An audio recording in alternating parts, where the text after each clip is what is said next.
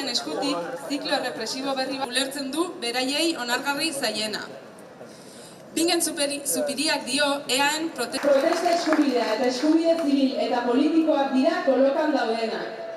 Gaztetxeak irekitzea, desobedientzia zibila